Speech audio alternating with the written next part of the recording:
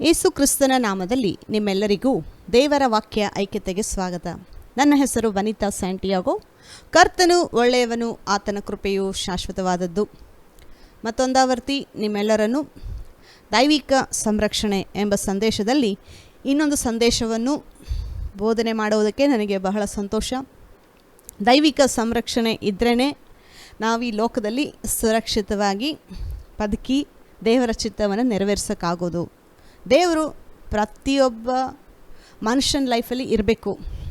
ದೇವರಿಲ್ಲ ಅಂತಂದರೆ ನಮ್ಮಷ್ಟಕ್ಕೆ ನಾವು ನೋಡ್ಕೊತೀವಿ, ನಮ್ಮನ್ನು ನಾವೇ ಕಾಪಾಡ್ಕೊತೀವಿ ಅನ್ನೋದು ನಡೀದೇ ಇರೋ ವಿಷಯ. ಸೊ ದೇವರು ಇದ್ದಾರೆ, ನಿಮ್ಮನ್ನು ಕಾಪಾಡೋದಕ್ಕೆ ಇದ್ದಾರೆ. ಅದೇ ಥರ ಇನ್ನೊಂದು ದುಷ್ಟಶಕ್ತಿ ಇದೆ, ಸೈತಾನ ಇದ್ದಾನೆ, ನಿಮ್ಮನ್ನು ಹಾಳು ಮಾಡಬೇಕು, ಕದ್ದುಕೊಳ್ಳಬೇಕು, ನಾಶ ಮಾಡಬೇಕು ಅನ್ನೋದಕ್ಕೆ ಅವನು ಇದ್ದಾನೆ. ಸೊ ದೇವ್ರ ಮಕ್ಕಳು ದೇವರಲ್ಲಿ ಆತುಕೊಳ್ಬೇಕು, ದೇವರಲ್ಲಿ ಭರವಸೆ ಇಡಬೇಕು. ಕೆಡುಕನಿಂದ ಬಿಡುಗಡೆ ಮಾಡಿ ದೇವರೇ, ತೊಂದರೆಗಳಿಂದ ಬಿಡುಗಡೆ ಮಾಡಿ ದೇವರೇ ಅಂತ ಹೇಳಿ ನಾವು ದೇವರ ಮೇಲೆ ಆತುಕೊಳ್ಬೇಕು. ಸೊ ಬಿಲೀವರ್ ಆಗಿದ್ದರೆ ಈ ರೀತಿಯೇ ಬದುಕಬೇಕು. ಆಲ್ರೆಡಿ ನಾನು ರಕ್ಷಣೆ ಹೊಂದಿದ್ದೀನಿ, ನನ್ನನ್ನು ನೋಡ್ಕೊತೀನಿ ಅಂತ ಹೇಳ್ಬಾರ್ದು. ನಮ್ಮ ರಕ್ಷಣೆ ನಾವು ಪಡ್ಕೊಳಕ್ಕಾಗಿಲ್ಲ, ಅದು ಯೇಸು ಕ್ರಿಸ್ತನೇ ನಮಗೆ ಮಾಡಬೇಕಾಗಿತ್ತು. ಸೊ ರಕ್ಷಣೆನೇ ಅದೊಂದು ದೇವ್ರು ತೋರಿಸ್ಕೊಟ್ಟಿರೋದು ನಮಗೆ. ನಿನ್ನ ಪಾಪದಿಂದ ನೀನು ರಕ್ಷಣೆ ನೀನಾಗಿ ನೀನು ಮಾಡ್ಕೊಳಕ್ಕಾಗಿಲ್ಲ, ನಾನು ದಾರಿ ತೋರಿಸಿದ್ದೀನಿ. ಈ ವಿಷಯದಲ್ಲೂ ಅಷ್ಟೇ, ನಮ್ಮನ್ನು ನಾವೇ ಕಾಪಾಡ್ಕೊಳಕ್ಕಾಗಲ್ಲ, ದೇವರು ನಮ್ಮನ್ನು ಕಾಪಾಡಬೇಕು. ದೇವರು ನಗರವನ್ನು ಕಾಪಾಡದಿದ್ದರೆ ಕಾವಲುಗಾರನು ಕಾಪಾಡುವುದು ವ್ಯರ್ಥ. ಅಂದರೆ ದೇವರು ನಮ್ಮನ್ನು ಕಾಪಾಡಿಲ್ಲ ಅಂತಂದರೆ ಯಾವುದೇ ಸೌಕರ್ಯ ಇದ್ದರೂ ನಮ್ಮನ್ನು ಯಾರೂ ಕಾಪಾಡೋಕ್ಕಾಗಲ್ಲ ಅಂತ ಹೇಳಿ ಆ ಒಂದು ವಚನದ ಅರ್ಥ. ಸೊ ಈ ದಿನ ಇದು ಮೈಂಡಲ್ಲಿ ಇಟ್ಕೊಂಡು ನಾವು ಪ್ರಾರ್ಥನೆ ಮಾಡಿ ದೇವರ ವಚನಕ್ಕೆ ಹೋಗೋಣ.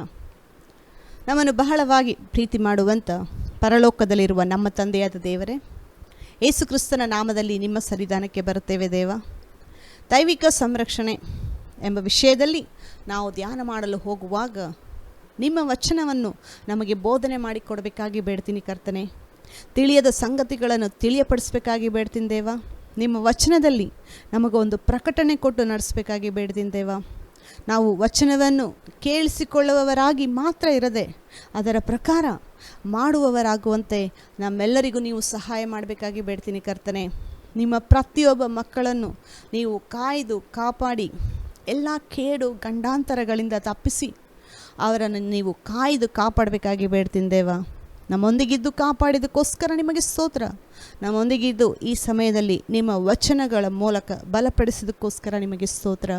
ಯೇಸು ಕ್ರಿಸ್ತನ ನಾಮದಲ್ಲಿ ಬೇಡಿ ಹೊಂದಿದ್ದೇನೆ, ಜೀವವುಳ್ಳ ನಮ್ಮ ತಂದೆಯೇ, ಆಮೇನ್. ನಾವು ವಾಕ್ಯದಲ್ಲಿ ಹೋಗುವುದಕ್ಕಿಂತ ಮುಂಚೆ ನಿಮ್ಮಲ್ಲಿ ಯಾರಿಗಾದರೂ ನಮ್ಮ ಸೇವೆಗೆ ಕಾಣಿಕೆ ಕಳಿಸ್ಬೇಕು ಅಂತ ಹೇಳಿ ದೇವರು ಪ್ರೇರೇಪಣೆ ಮಾಡೋದಾದರೆ ನೀವು ಸ್ಕ್ರೀನ್ ಮೇಲಿರುವಂಥ QR ಕೋಡ್ ಮೂಲಕ ಮತ್ತು ಬ್ಯಾಂಕ್ ಇನ್ಫಾರ್ಮೇಷನ್ ಮೂಲಕ ಕಾಣಿಕೆಗಳನ್ನ ಕಳಿಸ್ಬೋದು. ನೀವು ಕಾಣಿಕೆಯನ್ನು ಕಳಿಸೋದು ದೇವ್ರಿಗೆ, ಮನುಷ್ಯರಿಗೆ ಅಂದ್ಕೊಂಡು ಕಳಿಸ್ಬೇಡಿ. ಕೊಡೋದ್ರಿಂದ ನಿಮಗೆ ಲಾಭ. ನೀವು ಎಷ್ಟು ದೇವರ ರಾಜ್ಯಕ್ಕೆ ಒಂದು ಆಸಕ್ತಿಯಿಂದ ಕೊಡ್ತೀರೋ ಆ ಒಂದು ಆ್ಯಟಿಟ್ಯೂಡ್ ನೋಡಿ ದೇವರು ನಿಮ್ಮನ್ನು ಆಶೀರ್ವಾದ ಮಾಡ್ತಾರೆ. ಕೊಡೋದು ಕೃಪೆ. ನೋಡಿ, ಎಲ್ಲರೂ ದೇವರ ಸೇವೆಗೆ ಕಾಣಿಕೆ ಅಂತಂದರೆ ಎಲ್ಲರೂ ಧಾರಾಳವಾಗಿ ಎತ್ಕೊಡಲ್ಲ, ಕೆಲವರೇ ಕೊಡೋದು. ಆದರೆ ಆ ಕೊಡೋ ಕೃಪೆನ ದೇವರು ಕೆಲವ್ರಿಗೆ ಹೆಚ್ಚಾಗಿ ಕೊಟ್ಟಿರ್ತಾರೆ. ಒಂದು ಉದಾಹರಣೆ ನಾವು ನೋಡೋಣ. 2 ಕೊರಿಂಥ 8ನೇ ಅಧ್ಯಾಯ 3 ವಚನ ಇಲ್ಲಿ ಓದೋಣ. ಸಹೋದರರೇ, ಮೆಕದೋನಿಯದ ಸಭೆಗಳಲ್ಲಿ ದೇವರ ಕೃಪೆಯು ತೋರಿದ ಬಗೆಯನ್ನು ನಿಮಗೆ ತಿಳಿಸುತ್ತೇನೆ. ಸೊ ಇಲ್ಲಿ ದೇವರ ಕೃಪೆ ಅಂತ ಒಂದು ಮಾತಾಡ್ತಾ ಇದ್ದಾರೆ, ಅದನ್ನು ಮೈಂಡಲ್ಲಿ ಇಟ್ಕೊಳ್ಳಿ. ಆ ಸಭೆಗಳವರು ಬಹಳ ಹಿಂಸೆ ತಾಳುವವರಾದರು, ಅವರಿಗೆ ಹಿಂಸೆ ಇತ್ತು ಮತ್ತು ವಿಪರೀತವಾದ ಬಡತನದಲ್ಲಿದ್ದರು, ಹಣ ಕೊರತೆ ಬಹಳ ಇತ್ತು. ಬಹು ಆನಂದದಿಂದ ತುಂಬಿದವರಾಗಿ ಅತ್ಯಂತ ಔದಾರ್ಯವುಳ್ಳವರಾದರು. ತೊಂದರೆಗಳಿದ್ರು, ಬಡತನದಲ್ಲಿದ್ದರು. ಬರೀ ಬಡತನ ಅಲ್ಲ, ವಿಪರೀತವಾದ ಬಡತನದಲ್ಲಿ ದೇವರಿಗೆ ಅವರು ಕಾಣಿಕೆ ಕೊಟ್ಟರು ಅಂತ ಹೇಳಿ ಪೌಲ ಈ ಮೆಕದೋನಿಯ ಸಭೆಯನ್ನು ಉದಾಹರಣೆ ತಗೊಂಡು ಕೊರಿಂಥದವರಿಗೆ ಬೋಧನೆ ಮಾಡ್ತಾ ಇದ್ದಾರೆ. ನೋಡಿ, ಅವರು ಶಕ್ತಿಗನುಸಾರವಾಗಿ ಮಾತ್ರ ಕೊಡದೆ ಶಕ್ತಿಯನ್ನು ಮೀರಿ ತಮ್ಮಷ್ಟಕ್ಕೆ ತಾವೇ ಕೊಟ್ಟರು. ಶಕ್ತಿಯನ್ನು ಮೀರಿ ಕೊಟ್ಟಿದ್ದಾರೆ. ಹಾಗಂತ ಹೇಳಿ ಸಾಲ ಮಾಡಿಕೊಡಿ ಅಂತ ಹೇಳ್ತಾ ಇಲ್ಲ. ಇಲ್ಲಿ ಇರೋ ಪ್ರಕಾರ ಎಷ್ಟಾಗುತ್ತೋ ಅಷ್ಟು ಕೊಡುವಾಗ ಮತ್ತು ಆನಂದದಿಂದ ಉಲ್ಲಾಸದಿಂದ ಆಸಕ್ತಿಯಿಂದ ದೇವರ ರಾಜ್ಯಕ್ಕೆ ಕೊಡೋದು ಅದು ದೇವರು ಕೆಲವರಿಗೆ ಕೊಡುವಂಥ ಕೃಪೆ. ಎಲ್ಲರೂ ದೇವರ ಸೇವೆಗೆ ಈಸಿಯಾಗಿ ಎತ್ಕೊಡಲ್ಲ. ಇದು ದೇವರ ಕೃಪೆ ಬೇಕು. ಕೊರಿಂಥ ಸಭೆ ಕೊಡ್ತಾ ಇರಲಿಲ್ಲ. ಯಾರಿಗೆ? ಪೌಲನಿಗೆ. ಸೊ ಇದು ದೇವರೇ ಬರೆದಿರೋದು. ಕೊರಿಂಥ ಸಭೆ, ನೀವು ಎಲ್ಲದರಲ್ಲೂ ಚೆನ್ನಾಗಿದ್ದೀರಾ, ಅನ್ಯ ಭಾಷೆ ಮಾತಾಡ್ತೀರಾ, ಪ್ರವಾದನೆಗಳು ನುಡಿತೀರಾ, ಎಲ್ಲ ಮಾಡ್ತಾಯಿದ್ದೀರಾ, ಅದೆಲ್ಲ ದೇವರ ಕೃಪೆಯಿಂದನೇ ಸಿಕ್ಕೋದು. ಅದೂ ಈ ಒಂದು ಕೃಪೆಯಲ್ಲೂ ಕೂಡ ನೀವು ನಿರತರಾಗಿರಬೇಕು, ಈ ಒಂದು ಕೃಪೆಯಲ್ಲೂ ನೀವು ಪಾಲು ತೊಗೊಳ್ಬೇಕು ಅಂತ ಹೇಳಿ ಬರಿತಾ ಇರೋದು. ನಾನೊಬ್ಬರು ಸೇವಕರನ್ನ ನೋಡಿದ್ದೀನಿ. ಸೇವೆಗೆ ಅಂತಂದರೆ ಕಾಣಿಕೆನ ಧಾರಾಳವಾಗಿ ಎತ್ಕೊಡ್ತಾರೆ. ಅವ್ರನ್ನ 40 ವರ್ಷದಿಂದ ನಾನು ನೋಡಿದ್ದೀನಿ. ಈಗ ಅವ್ರಿಗೆ 88 ವರ್ಷ. ಇವಾಗವರೆಗೂ ಅವರು ದೇವರ ರಾಜ್ಯಕ್ಕೆ ಕೊಡ್ತಾನೆ ಇದ್ದಾರೆ ಹೊರತು ಅವ್ರಿಗೆ ಯಾವತ್ತೂ ಕಮ್ಮಿ ಆಗಿಲ್ಲ. ವಿಪರೀತವಾಗಿ ದೇವರವ್ರನ್ನ ಆಶೀರ್ವಾದ ಮಾಡಿದ್ದಾರೆ. ಅಷ್ಟು ಸೇವೆಯಲ್ಲಿ ಚೆನ್ನಾಗಿದ್ದಾರೆ. ಇನ್ನೂ ಕೊಡ್ತಾನೆ ಇದ್ದಾರೆ. ಅವರು ಅಧಿಕವಾಗಿ ಕೊಡ್ತಾ ಇದ್ದಾರೆ. ಸೊ ದೇವರ ರಾಜ್ಯಕ್ಕೆ ನಾವು ಕೊಡುವಾಗ ನಾವು ಯಾವಾಗೂ ಬಡವರಾಗೋದಿಲ್ಲ, ನಾವು ಚೆನ್ನಾಗಿರ್ತೀವಿ ಅಂತ ಹೇಳೇ ಕಾಣಿಕೆ ದೇವರು ಕೊಡಿ ಅಂತ ಹೇಳೋದು, ನೀವು ಚೆನ್ನಾಗಿರೋದಕ್ಕೆ. ಸೊ ಪ್ರಾರ್ಥನೆ ಮಾಡಿ ಡಿಸೈಡ್ ಮಾಡಿ ಕಾಣಿಕೆಯನ್ನು ಕಳಿಸಿ ದೇವರು ನಿಮ್ಮನ್ನು ಆಶೀರ್ವಾದ ಮಾಡಲಿ. ಈಗ ನಾವು ದೇವರ ವಚನಕ್ಕೆ ಹೋಗೋಣ. ಕೀರ್ತನೆಗಳು 91ನೇ ಅಧ್ಯಾಯ 13ನೇ ವಚನ ಇಂದ 16ನೇ ವಚನವರೆಗೂ. ಸಿಂಹ ಸರ್ಪಗಳ ಮೇಲೆ ನಡೆಯುವಿ, ಪ್ರಾಯದ ಸಿಂಹವನ್ನು ಘಟಸರ್ಪವನ್ನು ತುಳಿದು ಬಿಡುವಿ. ಅವನು ನನ್ನಲ್ಲಿ ಆಸಕ್ತನಾಗಿರುವುದರಿಂದ ಅವನನ್ನು ರಕ್ಷಿಸುವೆನು. ನನ್ನ ನಾಮವನ್ನು ಅರಿತವನಾಗಿರುವುದರಿಂದ ಅವನನ್ನು ಉದ್ಧರಿಸುವೆನು. ಅವನು ನನಗೆ ಮೊರೆಯಿಡುವಾಗ ಸದುತ್ತರವನ್ನು ದಯಪಾಲಿಸುವೆನು. ಇಕ್ಕಟ್ಟಿನಲ್ಲಿ ಹತ್ತಿರವಿದ್ದು ಅವನನ್ನು ತಪ್ಪಿಸಿ ಘನಪಡಿಸುವೆನು. ದೀರ್ಘಾಯುಷ್ಯವನ್ನು ಅನುಗ್ರಹಿಸಿ ಅವನನ್ನು ತೃಪ್ತಿಪಡಿಸುವೆನು. ನನ್ನ ವಿಶೇಷವಾದ ರಕ್ಷಣೆಯನ್ನು ತೋರಿಸುವೆನು. 13ರಿಂದ 16 ವಚನಗಳು ಓದಬೇಕಾದ್ರೆ ಇಲ್ಲಿ 13ನೇ ವಚನದಲ್ಲಿ ಸಿಂಹ ಸರ್ಪಗಳ ಮೇಲೆ ನಡೆಯುವಿ, ಪ್ರಾಯದ ಸಿಂಹವನ್ನು ಘಟಸರ್ಪವನ್ನು ತುಳಿದು ಬಿಡುವಿ ಅಂತ ಹೇಳಿ ಯಾರ ಬಗ್ಗೆ ಇದು ಬರೆದಿರೋದು? ಇದೇನು ಸಾಧಾರಣವಾಗಿ ಕಣ್ಣು ಕಾಣಿಸುವಂಥ ಸರ್ಪಗಳು, ಕಣ್ಣಿಗೆ ಕಾಣಿಸುವಂಥ ಸಿಂಹಗಳು, ದೊಡ್ಡ ದೊಡ್ಡ ಹಾವುಗಳು ಅಂತ ಹೇಳಿ ಅನ್ಕೊತೀರಾ? ಇದ್ರ ಮೇಲೆ ನೀವು ಹೋಗಿ ತುಳಿದ್ರೂ ನಿಮ್ಗೆ ಹಾನಿ ಮಾಡಲ್ಲ ಅಂತ ಹೇಳಿ ಅದಾ ಅರ್ಥ? ಹಾಗಂತ ಹೇಳಿ ಹೋಗಪ್ಪ ಒಂದು 4 ಹಾವುಗಳನ್ನ ತುಳಿಯೋಣ, ನಮ್ಗೆ ಅವು ಹಾನಿ ಮಾಡಲ್ಲ ಅಂತ ಹೇಳಿ ಹೋಗು ನಿಮ್ಮನ್ನು ಟೆಸ್ಟ್ ಮಾಡ್ಕೊಳ್ಳಿ ಈ ವಚನ ಪ್ರಕಾರ ಅಂತಲೇ ಹೇಳ್ತಾ ಇರೋದು. ಆ ಥರ ಎಕ್ಸ್ಪಿರಿಮೆಂಟ್ಗಳೆಲ್ಲ ಮಾಡೋಕ್ಕೆ ಹೋಗ್ಬೇಡ್ರಿ. ಒಂದು ವೇಳೆ ಆ ರೀತಿ ಸಂದರ್ಭ ಬಂದರೆ ದೇವ್ರು ನಿಮ್ಮನ್ನು ಕಾಪಾಡ್ತಾರೆ.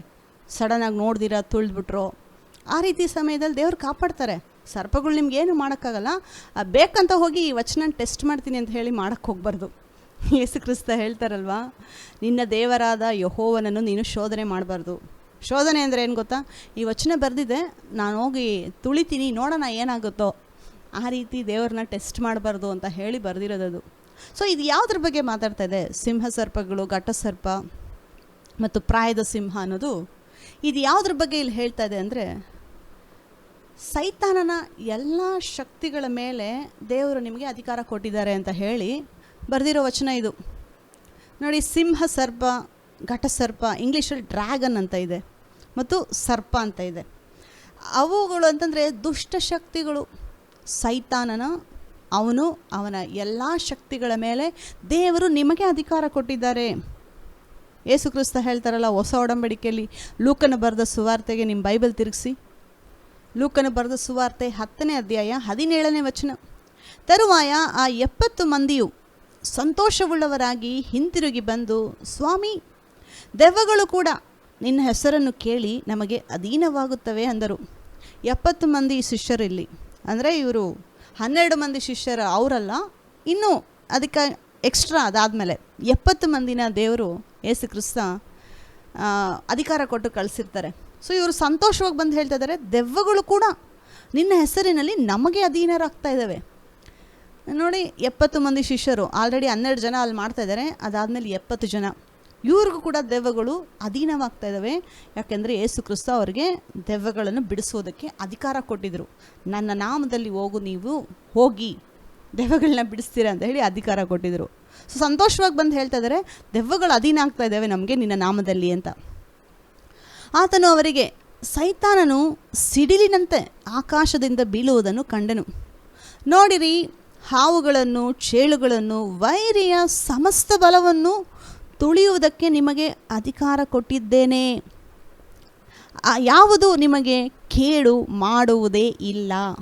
ಎಷ್ಟು ಸ್ಟ್ರಾಂಗ್ ವಚನ ಗೊತ್ತಾ ಇದು? ಯೇಸು ಕ್ರಿಸ್ತ ನಮಗೆ ಸೈತಾನನ ಮೇಲೆ, ಆತನ ಎಲ್ಲ ಶಕ್ತಿಗಳ ಮೇಲೆ, ಅವನಿಗಿರುವಂಥ ಎಲ್ಲ ದೂತರುಗಳ ಮೇಲೆ ನಮಗೆ ದೇವರು ಅಧಿಕಾರ ಕೊಟ್ಟಿದ್ದಾರೆ.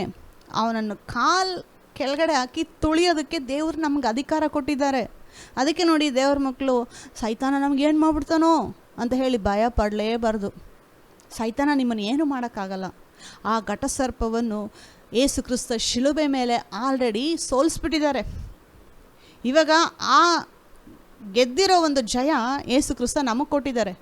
ಯೇಸು ಕ್ರಿಸ್ತನ ನಾಮದಲ್ಲಿ ನಾವು ಸೈತಾನನ ಎಲ್ಲ ಶಕ್ತಿಗಳ ಮೇಲೆ ನಮಗೆ ಅಧಿಕಾರ ಇದೆ. ಒಂದು ತೊಂದರೆ ಬರುತ್ತಾ, ಸೈತಾನ ತೊಗೊಂಡು ಬರ್ತಾನ, ಯೇಸು ನಾಮದಲ್ಲಿ ಆ ತೊಂದರೆನ ನಾವು ಕೆಳಗಡೆ ಹಾಕಿ ತುಳಿಬೋದು. ಸೈತಾನ ಒಂದು ಕೇಡನ್ನು ತೊಗೊಂಡು ಬರ್ತಾನ, ಯೇಸು ನಾಮದಲ್ಲಿ ನಾವು ಅದನ್ನು ಗೆಲ್ಬೋದು. ಮತ್ತು ಕೆಳಗಡೆ ಹಾಕಿ ನೀವು ತುಳಿತೀರಾ, ಅದು ನಿಮಗೆ ಕೇಡು ಮಾಡುವುದೇ ಇಲ್ಲ. ಅನೇಕರಿಗೆ ಭಯ, ಸೈತಾನ ಏನು ಮಾಡಿಬಿಡ್ತಾನೋ, ಏನು ಕೇಡು ತೊಗೊಂಡು ಬಂದ್ಬಿಡ್ತಾನೋ. ಕನಸಲ್ಲಿ ನೋಡ್ರೆ ಕೆಲವರು ಸೈತಾನ ಬರೋದು ನೋಡಿ ಒದ್ಲಾಡ್ಬಿಡ್ತಾರೆ. ಇನ್ನೊಂದು ರಾತ್ರಿ ಟೈಮಲ್ಲಿ ಕಿಟಕಿಯಿಂದ ಸ್ವಲ್ಪ ಗಾಳಿ ಬಂದರೆ, ಅಯ್ಯೋ ಈ ಗಾಳೀಲಿ ಸೈತಾನ ಇದ್ದಾನೇನೋ. ಇಲ್ಲ ಒಂದು ಡಸ್ಟ್ಬಿನ್ ಸ್ವಲ್ಪ ಲೈಟಾಗಿ ಅಲ್ಲಾಡಿದ್ರೆ ಡಸ್ಟ್ಬಿನ್ ಕೆಳಗಡೆ ಸೈತಾನ ಇದ್ದಾನೇನೋ. ಒಂದು ಚೇರ್ ಅಲ್ಲಾಡಿದ್ರೆ ಅಲ್ಲೇ ಸೈತಾನ ಇದ್ದಾನೇನೋ. ಮೂವಿಗಳು ನೋಡಿ ನಿಜ ಲೈಫಲ್ಲೂ ಅದೇ ಥರ ನಡ್ಕೊಳ್ಳುತ್ತೆ ಅಂತ ಅಂದ್ಕೊತಾರೆ. ಇವಾಗ ಮೂವಿಲೆಲ್ಲ ನೋಡಬೇಕಾದ್ರೆ ಗಾಳಿ ಜೋರಾಗಿ ಬರಬೇಕಾದ್ರೆ ಅದ್ರ ಜೊತೆ ಸೈತಾನ ಆತ್ಮ ಬರ್ತಾ ಇದೆ ಅಂತ ಹೇಳಿ ತೋರಿಸ್ತಾರೆ. ಅದೆಲ್ಲ ಟಿ ವಿಲಿ ಮಾಡುವಂಥ ನಾಟಕ. ಅದು ಹಿಂದೆಗಡೆ ಕ್ಯಾಮ್ರಾ ಮತ್ತು ಸೌಂಡು, ಮ್ಯೂಸಿಕ್ ಎಫೆಕ್ಟ್ ಕೊಟ್ಟಿರ್ತಾರೆ. ಅದನ್ನು ಆ ಒಂದು ಮ್ಯೂಸಿಕ್ ಎಫೆಕ್ಟ್ ನೋಡಿ, ಗಾಳಿ ನೋಡಿ ನಿಜವಾಗ್ಲೂ ಹಿಂಗೆ ಆಗುತ್ತೆ ಅಂತ ಹೇಳಿ ಭಯಪಡ್ತಾರೆ ಜನ. ಆ್ಯಕ್ಚುಲಿ ಆ ಮೂವಿಗಳು ಮಾಡೋದೇ ನೀವೆಲ್ಲ ಭಯಪಡಲಿ ಅಂತ. ಸೈತಾನ ಗಾಳಿಲೂ ಇಲ್ಲ, ಸೈತಾನ ಡಸ್ಟ್ಬಿನ್ ಕೆಳಗಡೆನೂ ಇಲ್ಲ. ಅವೆಲ್ಲ ನೋಡಿ ದೇವ್ರ ಮಕ್ಕಳು ಭಯ ಪಡಬೇಕಾಗೇ ಇಲ್ಲ. ಇನ್ನೊಂದು ಆತ್ಮಿಕ ವಿಷಯದಲ್ಲಿ ತಗೊಳ್ಬೇಕಾದ್ರೆ ನೀವು ಸೈತಾನನಿಗಿಂತ ಬಹಳ ಶಕ್ತಿ ಉಳ್ಳವರು. ನಿಮಗೆ ಯೇಸು ಕ್ರಿಸ್ತನ ನಾಮ ಕೊಡಲ್ಪಟ್ಟಿದೆ. ನಿಮಗೆ ಯೇಸು ಕ್ರಿಸ್ತ ಅಧಿಕಾರ ಕೊಟ್ಟಿದ್ದಾರೆ. ಸಭೆಗೆ ದೇವರು ಅಧಿಕಾರ ಕೊಟ್ಟಿದ್ದಾರೆ. ಎಲ್ಲ ಸೈತಾನನ ಶಕ್ತಿಯನ್ನು ನೀವು ತುಳಿದು ಡೈಲಿ ಜಯ ಹೊಂದಬೇಕು ಅಂತ. ಇವಾಗ ನೋಡಿ, ಇವಾಗ ಈ ವಚನ ನಮ್ಮ ಲೈಫಲ್ಲಿ ಒಂದು ಅಪ್ಲಿಕೇಶನ್ ಹೇಳ್ಕೊಡ್ತೀನಿ. ಯಾವ ರೀತಿ ನಾವು ಈ ವಚನನ ಅಪ್ಲೈ ಮಾಡ್ಕೋಬೇಕು. ದೀರ್ಘಾಯುಷ್ ಬಗ್ಗೆ ನಾವು ಮಾತಾಡ್ತಾ ಇದ್ದೀವಿ, ದೈವಿಕ ಸಂರಕ್ಷಣೆ ಬಗ್ಗೆ ನಾವು ಮಾತಾಡ್ತಾ ಇದ್ದೀವಿ, ಮತ್ತು ಹೆಚ್ಚು ಕಾಲ ಬದುಕಿ ದೇವರ ಒಂದು ಚಿತ್ತ ನೆರವೇರಿಸಬೇಕು ಅನ್ನೋದ್ರ ಬಗ್ಗೆ ನಾವು ಮಾತಾಡ್ತಾ ಇದ್ದೀವಿ. ಇವಾಗ ನೋಡಿ, ಸೈತಾನ ಇಡೀ ಲೋಕದಲ್ಲಿ, ಇಂಡಿಯಾದಲ್ಲಿ ಇವಾಗ ಭಯ ಪಡಿಸ್ತಾ ಇರೋ ಒಂದು ವಿಷಯ ಏನಂತಂದರೆ ಹಾರ್ಟ್ ಅಟ್ಯಾಕ್. ಎಲ್ಲಿ ನೋಡಿದ್ರೂ ಹಾರ್ಟ್ ಅಟ್ಯಾಕ್ ರೇಟ್ಸು ಜಾಸ್ತಿ ಆಗ್ತಾಯಿದೆ. ಈ ಒಂದು ಹಾರ್ಟ್ ಅಟ್ಯಾಕ್ ರೇಟ್ಸು ಜಾಸ್ತಿ ಆಗೋದು ನೋಡಿ ಜನರಿಗೆ ಭಯ ಬರ್ತಾಯಿದೆ. ಇದಕ್ಕೋಸ್ಕರ ವಿಡಿಯೋಗಳು ಜಾಸ್ತಿ ಆಗ್ತಾಯಿದೆ.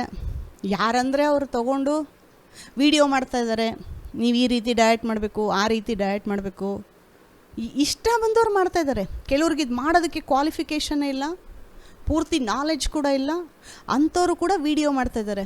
ಅದಕ್ಕೆ ದೇವ್ರ ಮಕ್ಕಳೇ ಒಂದು ಮಾತು ಹೇಳ್ತೀನಿ, ಎಲ್ಲ ವಿಡಿಯೋಗಳು ಬರೋದನ್ನು ನಂಬೇಡಿ. ನೀವು ಆಲ್ರೆಡಿ ಚೆನ್ನಾಗಿದ್ದೀರ, ನಿಮ್ಮನ್ನು ಯೇಸು ಕ್ರಿಸ್ತ ಆಶೀರ್ವಾದ ಮಾಡಿದ್ದಾರೆ.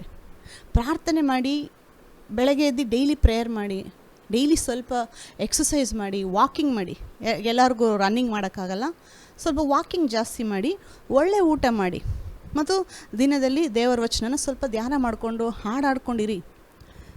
ಇಲ್ಲದೆ ಇರೋದನ್ನು ಹುಟ್ಟಾಕೋದಕ್ಕೆ ಸೈತಾನ ಈ ಒಂದು ಭಯದ ವಿಡಿಯೋಗಳನ್ನ ಮಾಡ್ತಾಯಿದ್ದಾನೆ. ಇದಕ್ಕೆ ನಾವು ಬೀಳಬಾರ್ದು. ಈ ಒಂದು ಬಲೆಯಲ್ಲಿ ದೇವ್ರ ಮಕ್ಕಳು ಬೀಳಬಾರ್ದು. ದೇವರು ಹೇಳಿದ್ದಾರೆ, ನಿನ್ನನ್ನು ಎಲ್ಲ ಕೇಡಿನಿಂದ ತಪ್ಪಿಸ್ತೀನಿ. ನನ್ನಲ್ಲಿ, ನನ್ನ ಒಳಗಡೆ ಯೇಸು ಕ್ರಿಸ್ತ ವಾಸ ಮಾಡ್ತಾ ಇದ್ದಾರೆ.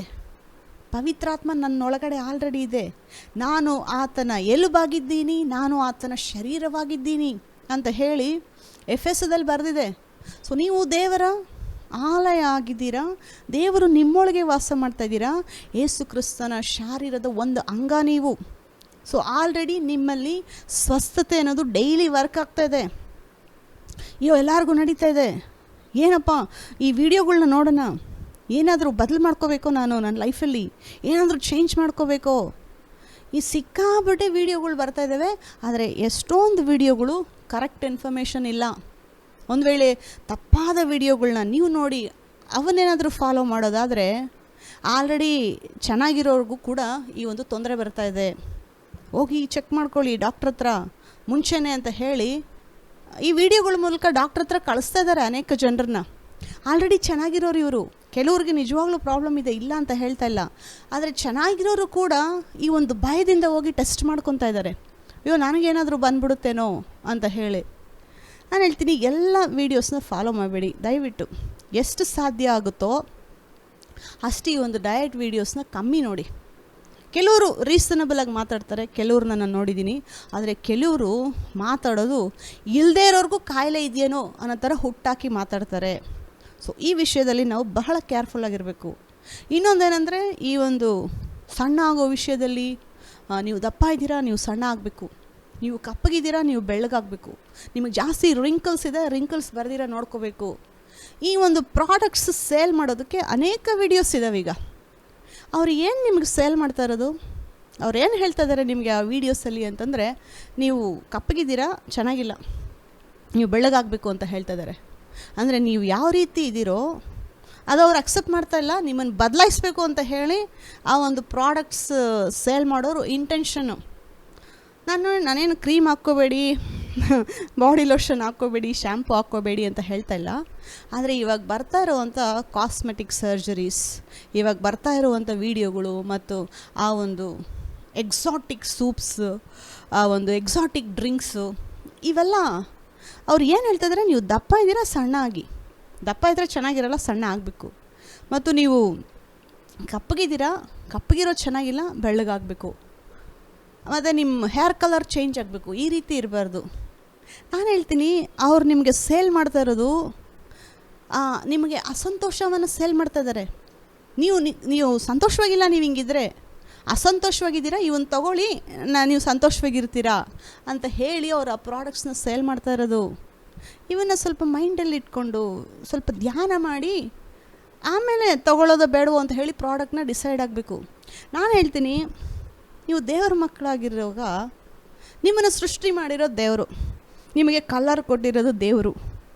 ಕೆಲವ್ರು ತುಂಬ ದಪ್ಪ ಇದ್ದರೆ ದೇವ್ರ ಹತ್ರ ಪ್ರೇಯರ್ ಮಾಡಿಕೊಂಡು ದೇವ್ರ ಹತ್ರ ಕೇಳಿ, ನಾನು ಏನು ತಿನ್ನಬೇಕು, ಏನು ಕಟ್ ಮಾಡಬೇಕು, ಸ್ವಲ್ಪ ಜ್ಞಾನ ಯೂಸ್ ಮಾಡಬೇಕು, ಅದರಲ್ಲೂ ಕೂಡ ಅದನ್ನು ಪ್ರೇಯರ್ ಮಾಡಿ.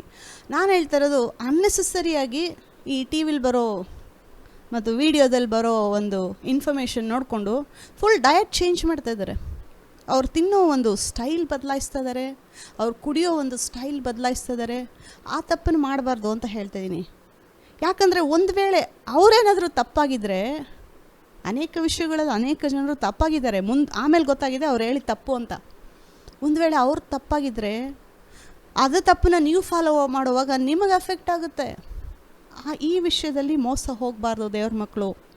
ಇನ್ನೊಂದು, ನೀವು ಯಾವ ರೀತಿ ಇದ್ದೀರೋ ಆ ರೀತಿ ದೇವ್ರು ನಿಮ್ಮನ್ನು ಒಪ್ಕೊಳ್ತಾರೆ.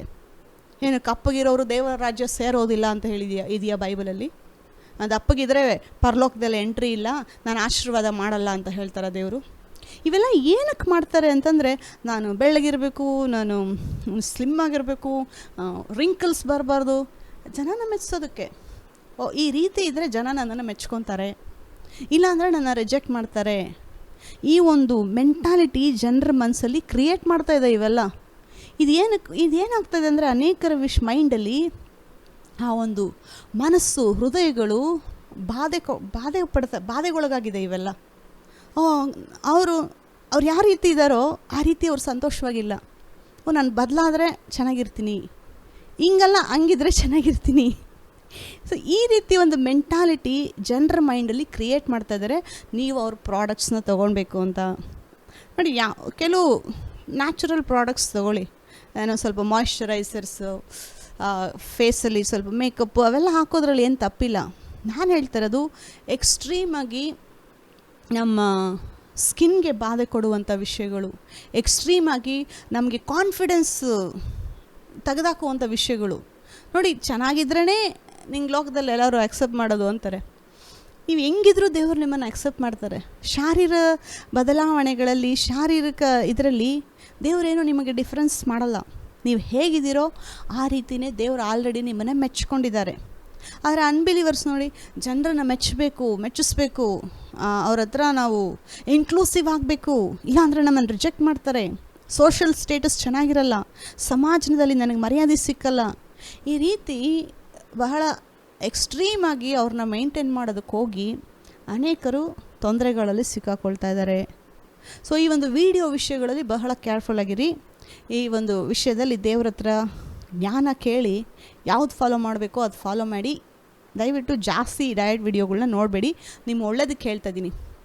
ಯಾಕೆಂದರೆ ಸೈತಾನ ಈ ರೀತಿ ಭಯವನ್ನು ಕ್ರಿಯೇಟ್ ಮಾಡಿ ಆಮೇಲೆ ತೊಂದರೆ ತೊಗೊಬಂದು ಹಾಕೋದು. ಅವನು ಹಂಗೇನೆ ಫಸ್ಟ್ ಭಯ ಪಡಿಸ್ತಾನೆ, ಇಲ್ಲಾಂದರೆ ನಿಮ್ಮ ಕಾನ್ಫಿಡೆನ್ಸ್ ಲೆವೆಲ್ ಕಮ್ಮಿ ಮಾಡ್ತಾನೆ.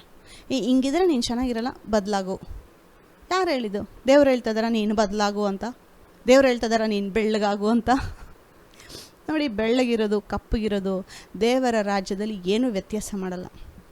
ಆಲ್ರೆಡಿ ನಾವು ಹೆಂಗಿದ್ದೀವೋ ಅದರಲ್ಲಿ ಸಂತೋಷವಾಗಿರಬೇಕು ನಾವು. ದೇವರು ನಮ್ಮನ್ನು ಈ ರೀತಿ ಸೃಷ್ಟಿ ಮಾಡಿದ್ದಾರೆ ಅಂತಂದರೆ ನಾವು ದೇವರ ಕೈ ಸೃಷ್ಟಿ. ಸೊ ಅವರೇನಾದರೂ ದೇವರು ಜ್ಞಾನ ಇಲ್ದಿರ ನಮ್ಮನ್ನು ಸೃಷ್ಟಿ ಮಾಡಿದಾರಾ? ಇಲ್ಲ ತಪ್ಪಾಗಿ ನಮ್ಮನ್ನು ತಿದ್ದುಬಿಟ್ರ ದೇವರು? ಇಲ್ಲ, ದೇವರು ನಮ್ಮನ್ನು ತನ್ನ ಸ್ವರೂಪವಾಗಿ ಜ್ಞಾನದಿಂದ ನಮ್ಮನ್ನು ದೇವರು ಸೃಷ್ಟಿ ಮಾಡಿರೋದು. ಯಾವಾಗೂ ಅಷ್ಟೇ ಮಿರರಲ್ಲಿ ನಿಮ್ಮನ್ನು ನೀವು ನೋಡ್ಕೊಳ್ಬೇಕಾದ್ರೆ ನೀವು ದೇವರ ಸ್ವರೂಪದಲ್ಲಿ ದೇವರು ನಿಮ್ಮನ್ನು ಉಂಟು ಮಾಡಿದ್ದಾರೆ ಅಂತ ಹೇಳಿ ನಿಮ್ಮನ್ನು ನೀವು ಇಷ್ಟಪಡಬೇಕು. ಆದರೆ ಲೋಕ ಹೇಳೋದು ನೀನು ಚೆನ್ನಾಗಿಲ್ಲ ಅಂತ ಹೇಳ್ತಾರೆ. ಆದರೆ ದೇವರು ಹೇಳ್ತಾರೆ ನಿನ್ನ ನಾನು ನನ್ನ ರೂಪದಲ್ಲಿ ಸೃಷ್ಟಿ ಮಾಡಿದ್ದೀನಿ, ನೀನು ಚೆನ್ನಾಗಿದೆಯಾ ಅಂತ ಹೇಳ್ತಾರೆ ದೇವರು. ನೋಡಿ, ಈ ಒಂದು ವಿಡಿಯೋಗಳ್ನ ಮತ್ತು ಇದನ್ನು ಜಾಸ್ತಿ ನಾವು ಮೈಂಡಲ್ಲಿ ಬಾಧೆ ಪಡೋದಕ್ಕೆ ಬಿಡಬಾರ್ದು. ಅನೇಕ ಜನರು ಇವಾಗ ಲೋಕದಲ್ಲಿ ಮಾನಸಿಕ ಬಾಧೆಗಳಿಗೆ ಒಳಗಾಗ್ತಿರೋದು ಈ ವಿಷಯದಲ್ಲೇ. ಇದು ಸೈತಾನ ಅನೇಕರ ಮೈಂಡಲ್ಲಿ ತಂದಾಕಿರುವಾಗೆ ಅವ್ರು ಏನೇನೋ ಹೆಚ್ಚು ಕಮ್ಮಿ ಮಾಡೋಕ್ಕೆ ಹೋಗ್ತಾ ಇದ್ದಾರೆ. ಅದು ಹೆಚ್ಚು ಕಮ್ಮಿ ಅವರ ಆರೋಗ್ಯ ವಿಷಯದಲ್ಲಿ ಆಗ್ತಾಯಿದೆ. ನಾವು ದೇವ್ರ ಮಕ್ಕಳು ಈ ಒಂದು ವಿಷಯದಲ್ಲಿ ಕೇರ್ಫುಲ್ ಆಗಿರಬೇಕು. ಸೊ ದೇವರು ನಮಗೆ ಸೈತಾನನ ಎಲ್ಲ ಶಕ್ತಿಗಳ ಮೇಲೆ ನಮಗೆ ಅಧಿಕಾರ ಕೊಟ್ಟಿದ್ದಾರೆ. ಯಾವುದು ನಮಗೆ ಹಾನಿ ಮಾಡೋದಕ್ಕೆ ಸಾಧ್ಯ ಇಲ್ಲ, ಕೇಡು ಮಾಡುವುದೇ ಇಲ್ಲ ಅಂತ ಹೇಳಿ ದೇವರು ಬರೆದಿದ್ದಾರೆ ವಚನದಲ್ಲಿ. ಸೊ ಸಭೆಗೆ ದೇವರ ಅಧಿಕಾರ ಕೊಟ್ಟಿದ್ದಾರೆ. ಸಭೆ ಮಕ್ಕಳಿಗೆ ಸೈತಾನನ ಎಲ್ಲ ಶಕ್ತಿ ಮೇಲೆ ಅಧಿಕಾರ ಇದೆ ನಮಗೆ. ಸೊ ಏನಕ್ಕೆ ದೇವರು ಅಧಿಕಾರ ಕೊಟ್ಟಿದ್ದಾರೆ ಅಂತಂದರೆ, ಸೈತಾನ ನಿಮ್ಮ ವಿರೋಧವಾಗಿ ಬರ್ತಾನೆ. ಸೈತಾನ ಗರ್ಜಿಸುವ ಸಿಂಹದೋಪಾದಿಯಲ್ಲಿ ಯಾರನ್ನು ನುಂಗಲಿ ಅಂತ ಹೇಳಿ ಹುಡುಕ್ತಾ ಇದ್ದಾನೆ. ಇವಾಗ ನೋಡಿ, ಅದು ಆಲ್ರೆಡಿ ನೀವು ಪೇತ್ರದಲ್ಲಿ ಓದಿರ್ತೀರ 5ನೇ ಅಧ್ಯಾಯದಲ್ಲಿ. ಈಗ ನನಗೆ ಹೋಗೋದಕ್ಕೆ ಸಮಯ ಇಲ್ಲ, ಅದು ನೀವು ಹೋಗಿ ಆಮೇಲೆ ಓದಿ. ಸೈತಾನನು ಯಾರನ್ನು ನುಂಗಲಿ ಅಂತ ಹೇಳಿ ಗರ್ಜಿಸುವ ಸಿಂಹದೋಪಾದಿಯಲ್ಲಿ ಹುಡುಕ್ತಾ ಇದ್ದಾನೆ ಅಂತ ಇದೆ. ಅವನು ಹುಡುಕಬೇಕು ಅಂತಂದರೆ ಎಲ್ಲರನ್ನೂ ಅವ್ನು ನುಂಗಕ್ಕಾಗಲ್ಲ ಅಂತ ಹೇಳಿ ಅರ್ಥ. ಒಂದು ವೇಳೆ ಸೈತಾನನಿಗೆ ಅಷ್ಟೊಂದು ಅಧಿಕಾರ ಇದ್ದು ಎಲ್ಲರನ್ನೂ ನುಂಗಿ ಎಲ್ಲರನ್ನೂ ನಾಶ ಮಾಡಬೇಕು ಅಂತ ಹೇಳಿ ಅವನ ಕೈಲಾಗಿದ್ದರೆ ಈ ಹೊತ್ತಿಗೆ ಎಲ್ಲ ಜನರನ್ನ ಅವನು ಅಳಿಸ್ಬಿಡ್ತಾ ಇದ್ದ. ಯಾಕೆ ಅವನು ಎಲ್ಲ ಜನರನ್ನ ಒಂದೇ ಸರಿ ಅಳಿಸೋಕ್ಕಾಗ್ತಾ ಇಲ್ಲ ಅಂತಂದರೆ, ಅವನು ಬರೀ ಸೀನ್ ತೋರಿಸ್ತಾನೆ, ನಾನು ಹಂಗೆ ಮಾಡ್ತೀನಿ ಹಿಂಗೆ ಮಾಡ್ತೀನಿ ಅಂತ ಹೇಳಿ ಜನನ ಮನಸ್ಸಲ್ಲಿ ಭಯ ಆಗ್ತಾನೆ. ಆದರೆ ಅವನು ನಿಜವಾಗ್ಲೂ ಆ ಒಂದು ಶಕ್ತಿ ಇಲ್ಲ. ಎಲ್ಲರನ್ನೂ ನಾಶ ಮಾಡೋದಕ್ಕೆ ಅವನ ಕೈಲಾಗಲ್ಲ. ಅವನು ಏನು ಹುಡುಕ್ತಾ ಇದ್ದಾನೆ ಅಂತಂದರೆ, ಯಾರು ರೆಡಿಯಾಗಿದ್ದಾರೆ ನಾನು ಹೋಗಿ ಅವ್ರನ್ನ ಹಾಳು ಮಾಡೋದಕ್ಕೆ, ಯಾರು ಕೇರ್ಫುಲ್ಲಾಗಿಲ್ಲ, ಯಾರು ಬಾಗಿಲು ತೆಗ್ದಿದ್ದಾರೆ, ಯಾರು ಜಾಗ ಕೊಡ್ತಾ ಇದ್ದಾರೆ ಅಂಥವ್ರ ಲೈಫಲ್ಲೇ ಹೋಗಿ ಅವನು ಕಾರ್ಯ ಮಾಡಿ ಅವ್ರನ್ನ ನಾಶ ಮಾಡೋಕ್ಕಾಗೋದು. ಸುಮ್ಮನೆ ಅವನು ಎಲ್ಲರನ್ನೂ ಬಂದು ನಾಶ ಮಾಡೋಕ್ಕಾಗಲ್ಲ. ನೋಡಿ, ಯೇಸು ಕ್ರಿಸ್ತ ಹೇಳಿದ್ದಾರೆ, ಕಳ್ಳನು ಕದ್ದುಕೊಳ್ಳುವುದಕ್ಕೆ, ಹಾಳು ಮಾಡುವುದಕ್ಕೆ, ಸುಲುಕೊಳ್ಳುವುದಕ್ಕೆ, ಕೊಲ್ಲುವುದಕ್ಕೆ ಬರ್ತಾನೆ ಹೊರತು ಮತ್ತು ಯಾವುದಕ್ಕೂ ಬರೋದಿಲ್ಲ. ಸೊ ಸೈತಾನ ಬರೋ ಉದ್ದೇಶ ಇದಾನೆ, ಹಾಳು ಮಾಡೋದಕ್ಕೆ, ಕೊಲ್ಲೋದಕ್ಕೆ, ಸಾಯಿಸೋದಕ್ಕೆ. ಈ ಒಂದು ಇಂಟೆನ್ಷನಿಂದಾನೇ ಬರೋದು. ಆದರೆ ಅವ್ನಿಗೆ ಎಲ್ಲರನ್ನೂ ಒಂದೇ ಸಮ ಸಾಯಿಸೋಕ್ಕಾಗಲ್ಲ. ಯಾಕಂದರೆ ಎಲ್ಲರೂ ಜಾಗ ಕೊಡ್ತಾ ಇಲ್ಲ. ಅವ್ನು ಯಾರ್ಯಾರನ್ನ ಸಾಯಿಸ್ತಾ ಇದ್ದಾನೆ ಅಂತಂದರೆ, ಯಾರ್ಯಾರು ಜಾಗ ಕೊಡ್ತಾ ಇದ್ದಾರೋ ಅವ್ರನ್ನ ಮಾತ್ರ ಸಾಯಿಸೋಕ್ಕಾಗೋದು. ಇಂಥ ಯೇಸು ಕ್ರಿಸ್ತನ ಬಗ್ಗೆ ಅವ್ರು ಹೇಳ್ತಾರೆ, ನಾನಂತೂ ಅವುಗಳಿಗೆ ಜೀವ ಇರಬೇಕಂತಲೂ ಸಮೃದ್ಧಿ ಇರಬೇಕಂತಲೂ ಬಂದೆನು.